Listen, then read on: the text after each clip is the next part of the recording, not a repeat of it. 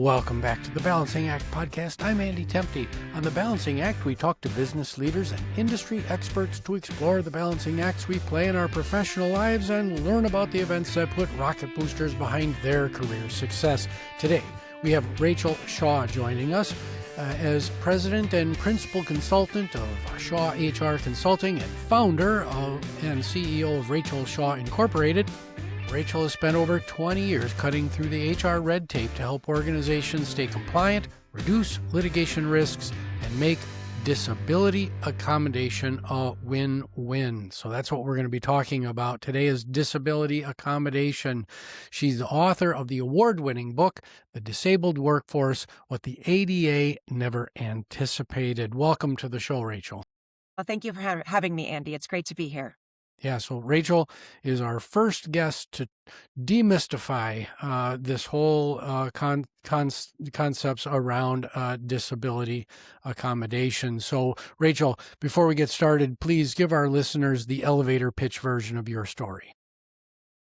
I think like many people in HR, when I first started in HR almost 30 years ago, since I was the new person and knew nothing, why not give her the brand new law to manage? And so in the 90s, the ADA was first passed in 1990 and the Family Medical Leave in 93. They looked at a brand new intern and said, let's give it to Rachel. And so I used that part of my job description that said other duties as assigned, and they gave it to me. And I didn't know how to do it. And so I've spent literally the last 25 years trying to figure out how to not only you understand what these laws require from a compliance standpoint, but how do employers actually implement systems that work? And so uniquely, not only have I lived in this space, but in the last 20 years, all I've done is support employers and employees with disabilities in the disability space. So super unique experience. And the nice thing is I not only know what programs look good on paper, but because of the experience I've had, I know what work. I know how they work and, how these programs can actually hold up when there's real world struggle and real world problems that we have to address. Awesome. Well, the story under the story is that if you're entering the workforce, raise your hand and embrace the other duties as assigned portion of your job description. That's right. That's right. It just might become your future career. You never know. That's right. Absolutely. So, Rachel, do you have any rocket booster moments, key accelerants in your career that you can share with us? I say this with sincerity, but it always sounds like a joke. I literally believe that the biggest accelerant in my professional career in doing this specific work was being born into a middle child status. And I don't really mean that as a joke, but as literally, I do think that this work requires what a lot of middle children have. And that is growing up with two older and two younger. I learned very early how to sit in the middle of competing needs, power dynamics, and emotions. And how to keep people talking even when they want to walk away and dig in and they're positional. This isn't really about, who gets the last of the dessert. It's about bigger, more important things when we come to disability compliance in the workplace, but it matters. This skill, this ability to sit in the middle of conflict and competing needs is really relevant to my work because as you probably know, and most people out there in the workplace are dealing with these issues, ADA and leave compliance really lives in that tension between what an organization needs employees to be able to do and what employees may be requesting that is different than that. And so, in my world, it's rarely black and white. It's very nuanced. And my job is to often hold both parties accountable and to help them talk, communicate, and to really figure out how to get to a solution that not only supports disabled people to have equal access to employment, but also helps employers fulfill their business needs, make sure their customers' experience isn't impacted, and to manage the bottom line. Yeah. So I'm thinking back, I'm middle child between older sister and a younger sister. So does that explain my peacekeeper tendencies? I'll have to go into a little bit more therapy after this conversation. Yes. Therapy is always a good idea, but it probably does explain why you are in this space where you help translate the world for folks. Yes, very good. So, Rachel, let's start on the ground floor. You gave us a little bit there about ADA, FMLA. What should our audience know about the Americans with Disabilities Act or the ADA? And what, in your answer, what's one thing about ADA that might come as a surprise to listeners with just a cursory knowledge of ADA? So the Americans with Disabilities Act was primarily passed as a civil rights act, but really I think the focus and the reason we had bipartisan support when it passed in 1990 was because we needed more people working in the workplace. We had folks coming back from Vietnam and even the Korean Wars with missing limbs, with vision and hearing impairments, and the workforce needed workers. And so this really was a workforce act. It was the idea that if someone actually can work, let's remove the barrier of maybe making sure there's a ramp on a bus so they can get to and from work, making sure once they're in a building, there might be an elevator so they can get to a second floor instead of using stairs. And then once they're in the workplace, removing unnecessary barriers so that they can do the work, not lower standards. What I think a lot of employers think is that these disability laws and leave laws are lowering standards so that disabled people can have a job, whereas it's absolutely the opposite. It still allows employers to hold the basic requirements of every single position. What it simply says is employers need to be more creative in looking at ways to modify standard operating procedures or physical plant so that people can overcome those barriers to do the work exactly with the same performance, attendance, and safety standards as all other people who are non-disabled in the workplace. And so I think that's, really something that I think some people who don't have a lot of experience to this don't always understand. But probably the biggest surprise is when these laws were passed, it was really focused on physical disabilities, what we call in my world visible disabilities, stuff you can see, wheelchairs, missing limbs. And what most employers are managing and struggling with managing right now are what we call the invisible disabilities, things like psychological disabilities, neurodiversity, or disabilities that happen during the work cycle, the life cycle of an employee's job, like workers' compensation. And so that's really where I think it becomes more difficult for employers. Wheelchair modifications are easy. What is often very difficult for employers right now is managing the neurodiverse or the psychological disabilities that are showing up more regularly in the workplace. Yeah. So, Rachel, as I search my memory banks and my personal experience with ADA compliance, I'm that leader who had to install a ramp that in the building that literally nobody used for years and years and years. So I've viewed ADA compliance as a cost with minimal return, and I got to assume there are a lot of other leaders that think the same way. What's your advice to those skeptical leaders to help shift the mindset away from the cost side of the equation as it relates to ADA compliance? Yeah. Well, interestingly, what you mentioned with your example is actually a great place to start with that answer. And that's because what is ideal, and one of the key focuses of the ADA, which I don't deal with that often, is physical plant building. So when you build a new building or when you modify a building after 1990, you had to build in some accessibility points. And although you didn't have that need, and depending on how big your organization was, um, if you build a physical environment that already assumes or accommodates certain disabilities, what you've done is actually make your future decisions much easier. Building a building with a ramp or an elevator that already exists, yes, it's an entry cost, but installing that after the fact can be so much more expensive, time consuming, and often cause litigation. Oftentimes when I'm getting involved, what I'm getting involved is the environment, whether it's personnel policies, whether it's how the desk is configured or the office or the physical building doesn't accommodate someone with disabilities. And then there's retrofits or modifications that are needed. Outside of changing a building, most accommodations cost employers $0 to $300 nationally.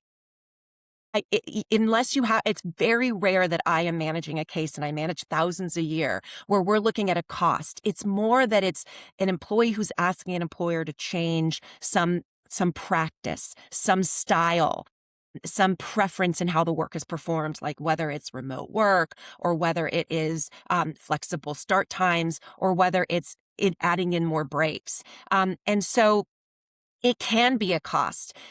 But oftentimes, if you're thinking about a workplace in advance, so one of the biggest issues we have now is physical space accommodations, folks that are either neurodivergent or they have ADHD or they have psychological. And what employees are telling us they hate is cubicle culture, right? They want remote work or hybrid. They want to have office spaces. And so it can be very difficult for employers who have invested all this money in these cubicle spaces when an employee comes in and says, that's not going to support me to do a good job. And now those changes have to be made. So what I always encourage leaders to understand is, whether we want to understand it or not, or believe it's true or not, the more structured, the more one-size-fits-all work environments we create, if we don't find ways to accommodate or modify to the different needs of our workforce, you're going to lose talent. And you're going to create a culture that's not going to keep people working in your workplace. And so ultimately, the cost is usually not financial. It's usually more emotionally a cost for employers who really want work to be done in a certain way, and they want their workforce to mend to them. Yeah. So let's talk about your book, The Disabled Workforce, What the ADA Never Anticipated. That question, what the ADA never anticipated, what's the answer to that subtitle? The answer is they never anticipated what I consider to be our modern workforce. What may have been appropriate and focused in 1990, which was to make sure that people in wheelchairs could get in and out of buildings and work behind a desk, that's not currently the modern workforce, which isn't their fault, right? You can't ask someone who's writing a law in the 80s to be thinking about what the world is like. Essentially, the ADA is a civil rights law that is to protect people with physical and mental impairments, even at the time that it was written. But the ADA really did not anticipate the kind of issues employers are dealing with. I will tell you, most employers bring me a person with a missing limb, hearing, or vision impairment and wheelchair. I got that. Where they're struggling is employees who need high levels of intermittent leave. Folks that are asking to work fully remotely because the workplace is asking them to come back in person, either full-time or hybrid, and employees either medically can't or don't want to. Dealing with psychological disabilities, neurodiversity. Back in the 90s when this law was first kind of getting its legs under it, very few students who were entering into a K-12 educational program who had psychological disabilities or neurodivergence were being supported to actually even be thought of as people who could work. And one of the wonderful success stories of our K-12 environment is that students who enter in who might be below grade level or might have neurodiverse needs, they're being supported and they are coming out of K-12, going into college, and employers are receiving them as candidates, which means we as on the employer side have to be better prepared to provide workplaces that can accommodate them as well as their educational environments did so they can be successful. Because again, the ADA's core purpose isn't about I don't believe when it was passed, the focus was so much making sure that, I'd love to believe making sure all disabled people have a place to work. No, it was about ensuring that workplaces have sufficient workers. And then at the core, the people really fighting for it wanted equal access, not better access, just simply equal access to that part, that very important part of life, which is work. So that's really where employers struggle, is that the modern workforce, especially post-COVID, what you're dealing with is not what you dealt with in the 90s and the early 2000s. Right. Well, thank you for that. We're going to take a really quick commercial break, and on the other side, we're going to talk about the FMLA. Want to understand money, markets, and the economy to make better financial decisions? I'm Andy Temte.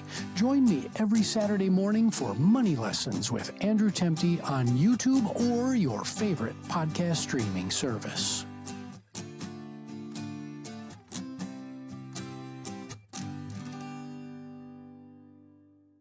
And we're back with Rachel Shaw talking about the ADA and FMLA compliance. So, Rachel, let's shift gears to the Family Medical Leave Act, or FMLA. Again, what should our audience know about FMLA, and what's one thing that might surprise the average listener about FMLA? So the FMLA, which stands for the Family Medical Leave Act, was passed in 1993.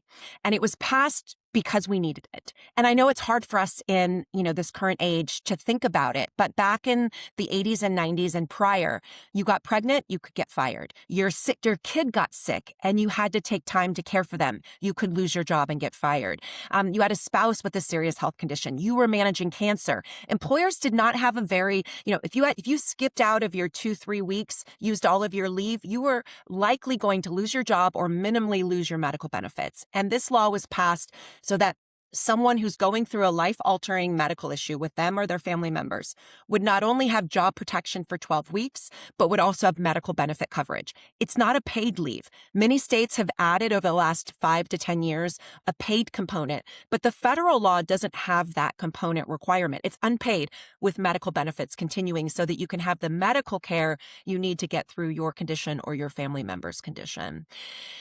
What most employers say about FML is they don't consider it Family Medical Leave Act. If you talk to most employers, they feel like the FML has become the Friday, Monday Leave Act.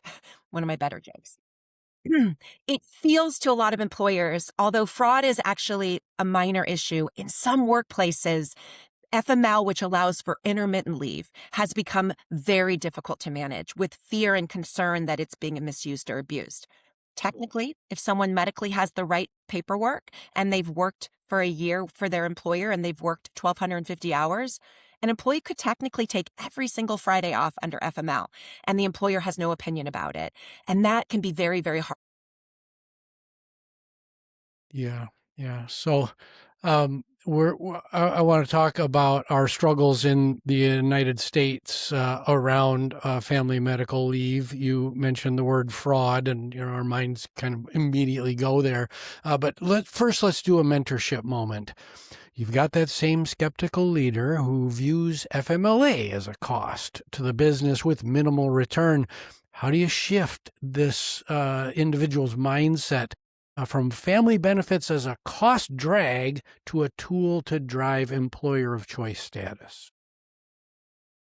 Look, one of the reasons this can be so complex is because every workplace is different. But if a leader cares deeply about maintaining their workforce, if they value retention, if they understand that there's a huge cost when you have high turnover, if your business benefits from having tenured and experienced employees giving your customers the level of care and performance or technical skill, if that is your goal, then thinking of your FML or just your leave programming really becomes a culture builder. There are employees that misuse and abuse. There are bad hires, right? But generally, and I've been doing this work, and I promise employers, generally, most employees are going to respond to an environment where they feel like their boss or their leaders are telling them, look, when you're well, and unless you have pre-scheduled vacation, I need you here. But if you ever have if your life is falling apart, if you have a health crisis, if you have a family emergency, if your child is sick, we got you.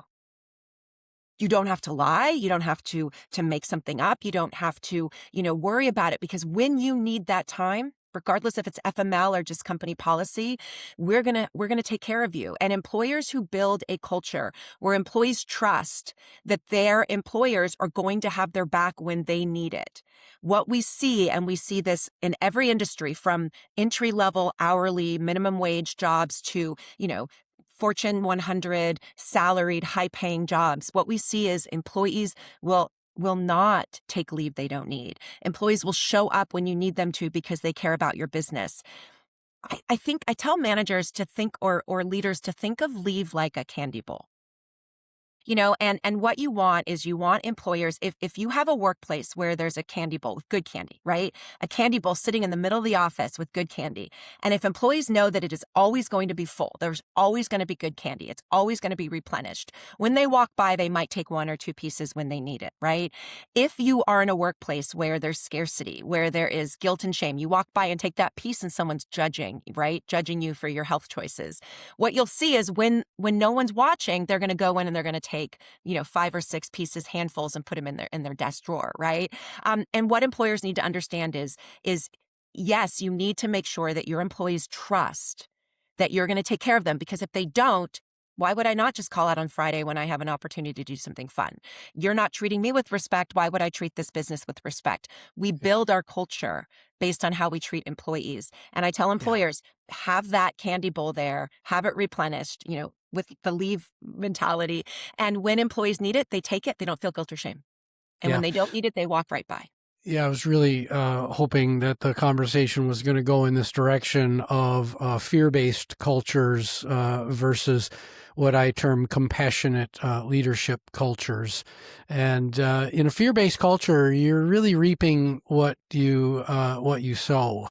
So, you it, yeah, FMLA, ADA compliance, all roads really lead to the culture that you're fostering in the business. So thank you for taking us there. Rachel, what have we not talked about today that we should have to ensure that we provide listeners maximum value?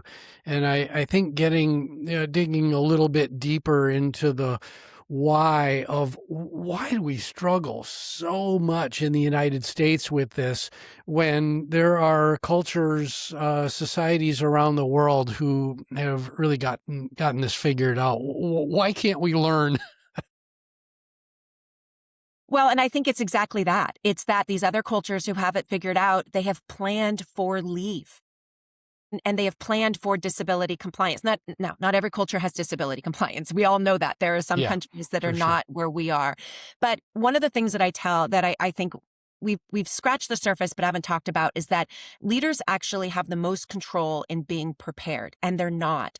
These laws have been in place since the 90s, and yet most employers feel like, they're basically crisis managing every time there's a difficult leave or a difficult accommodation. And so what employers really need to be doing is, you can't control shifts and policy debates, but you can control whether or not you have manageable, defensible programming. You've got to have a solution so that when someone needs something, your HR team or your internal management team isn't scrambling to figure it out.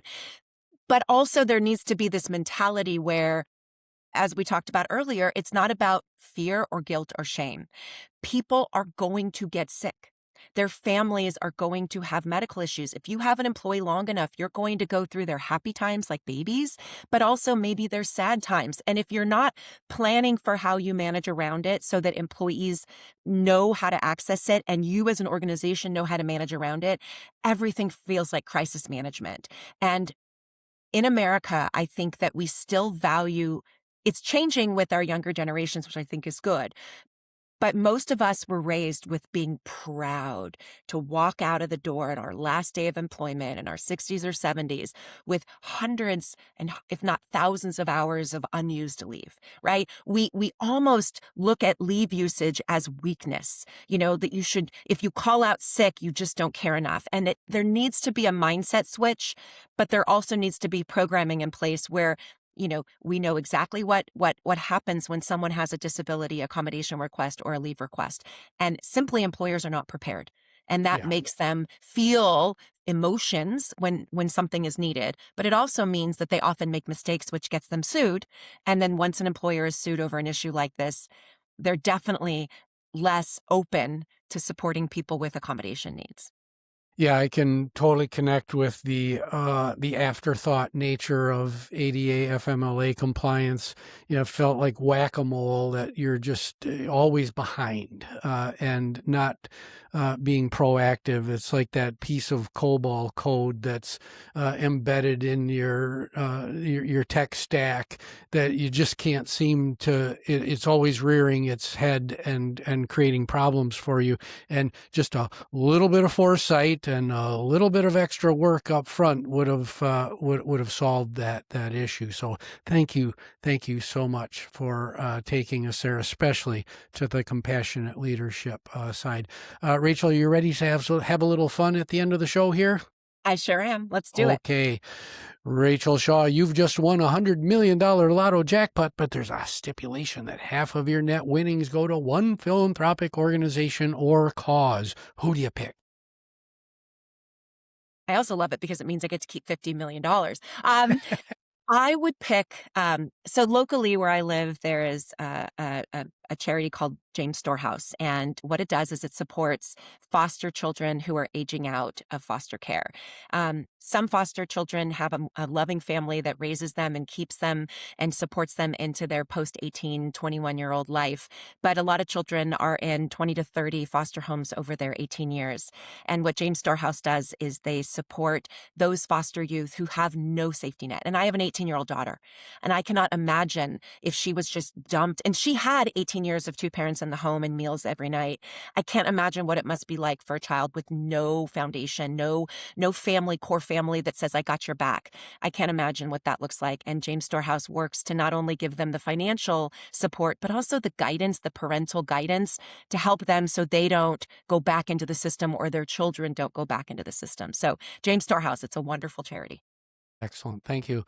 So, Rachel, if you had access to a little bitty time machine and can send a message to an earlier version of Rachel Shaw, what's the message and what previous version do you send it to? I don't regret anything I've done in my career, but what I would tell myself, I would go back to 19 years ago, and I would tell myself that you don't have to say yes to every important work opportunity. I would tell myself that your career trajectory is long. And that would allow me, I think, to know, because one of the things you don't know is life until you live it. And I would tell myself, your career is going to span much longer than your children's childhood. And so one of the things I think, although I don't regret, because I think you make choices, but I do wish I had chosen to be present more. I had said no to that amazing work trip or that speaking opportunity in another state. And instead I had stayed and been more present in some of those small routine activities in my children's life. Now look, my children got the experience of a working mom and a working dad who'd had of the home responsibilities, which I think is great for them as they grow into humans. But I wish I had known that you can't get back those childhood moments, but you can always do another speaking engagement. You can always write another book. And so that's what I would tell myself. Yeah, great advice. We're all works in progress. What are you focused on right now in your personal journey of growth? Yeah, I mean, I think it kind of goes back to what I just shared, but I am fortunate enough that I have done this work well enough that I can transition into really focusing on depth instead of volume. And so I'm working with organizations, going inside their organizations to help them build those systems so they can be prepared. And I train their HR teams and their leadership and their C-suite so that when I leave, they are prepared to manage not only the compliance part of disability and leave compliance, but also understand and manage the culture impact that a poor program or a positive program can have. And that allows me this focused work that I'm doing now as I'm transitioning to this second phase of my career, I call it. I have the time now to see I have a son in high school and a daughter in her freshman year of college, and I'm building time in to make sure I don't miss those opportunities, knowing that there's only so many years that my kids are going to have me on the sidelines cheering for them. It'll be different cheering, but so I'm definitely enjoying that I'm learning my lessons from my early professional years. But because of that hard work and that expertise I've grown, I'm really able to create a career that is more focused on quality over quantity. That's wonderful. Rachel, you've been a wonderful guest today, added a lot of value. Thank you for taking us into the world of ADA and FMLA. Thank you for having me, Andy. It was great to talk with you and be on your podcast. Well, thank you very much for listening. My name is Andy Temte. This is the Balancing Act podcast. You can find us on all the major streaming services as well as out on YouTube. Please like, subscribe, rate, and most importantly, share this public good with your friends, your family, your colleague, and maybe a neighbor. Show is produced by Nicholas Temte. We'll see you next time on the Balancing Act.